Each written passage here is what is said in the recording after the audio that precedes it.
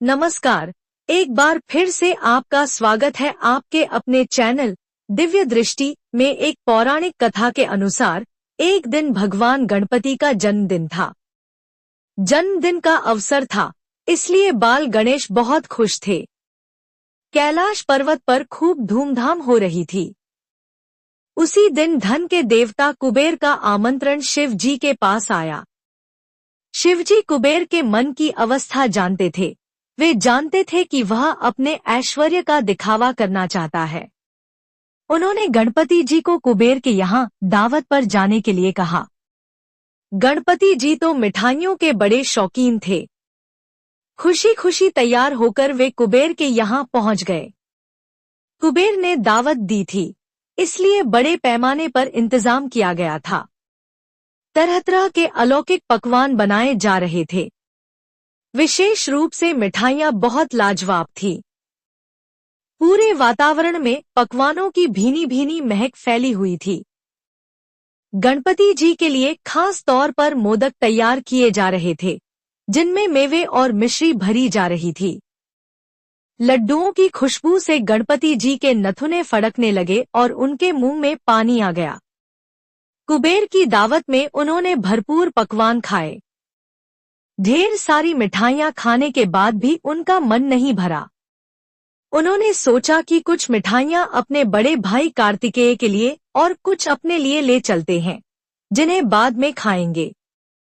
उन्होंने मिठाइयां एक पोटली में बांध ली, उसे गोद में रखा और अपनी सवारी मूषक राज पर बैठकर कैलाश पर्वत की ओर चल पड़े। रात का समय था, चारों तरफ चांदनी फैली हुई थी। शीतल वायु सहरन पैदा कर रही थी। पेट भरा होने के कारण गणपति जी को नींद के झोंके आने लगे। मूषक राज मस्त चाल से धीरे धीरे गणपति जी को लेकर चल रहे थे। तभी अचानक सर्पराज की फुफकार सुनाई दी। मूषक डरकर जोर से कूदा, जिससे गणपति जी संतुलन खो बैठे और मिठाई सहित नीचे गिर पड़े। उन्होंने इधर उधर देखा कि कोई देख तो नहीं रहा। निर्जन रात्रि का समय था, इसलिए उन्हें सांत्वना मिली और वे मिठाई इकट्ठा करने लगे। तभी हंसी की आवाज सुनाई दी। उन्होंने इधर उधर देखा लेकिन कोई नजर नहीं आया। फिर उनकी नजर आसमान में चांद पर पड़ी। चांद उनके मोटे पेट, नाटे कद, गज के सिर और मूषक की सवारी पर मिठाइयों के बिखरने का मजाक उड़ा रहा था। गणपति जी को गुस्सा आ गया। उन्होंने चांद से कहा, तुम्हें अपनी सुंदरता पर घमंड है। मदद करने के बजाय मेरा उपहास कर रहे हो। क्रोध में उन्होंने चंद्रमा को श्राप दे दिया कि उसकी सुंदरता समाप्त हो जाएगी और वह धीरे धीरे गगन से गायब हो जाएगा। गणपति जी के श्राप के प्रभाव से चंद्रमा का ह्रास होने लगा। संसार में अंधकार छा गया, अन्न वनस्पतियां मुरझाने लगीं और बीमारियां फैल गईं। चारों ओर हाहाकार मच गया। देवताओं ने चंद्रमा को समझाया और गणपति जी से क्षमा मांगने को कहा। चंद्रमा ने लड्डू और मालपुए का भोग चढ़ाकर गणपति जी को प्रसन्न किया।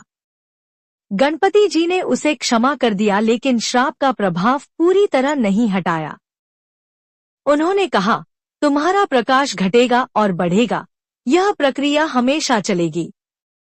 भाद्रपद चतुर्थी के दिन तुम्हारा दर्शन करने वाले को झूठा कलंक लगेगा। चंद्रमा ने यह स्वीकार किया।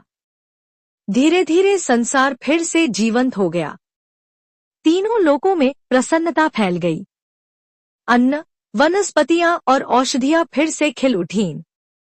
लोग नाचने गाने और उत्सव मनाने लगे।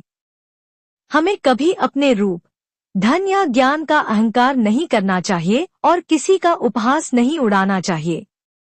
अगर आपको हमारा वीडियो पसंद आया हो तो इसे लाइक करें और जो लोग हमारे चैनल पर नए हैं, वे चैनल को सब्सक्राइब करना न भूलें। धन्यवाद।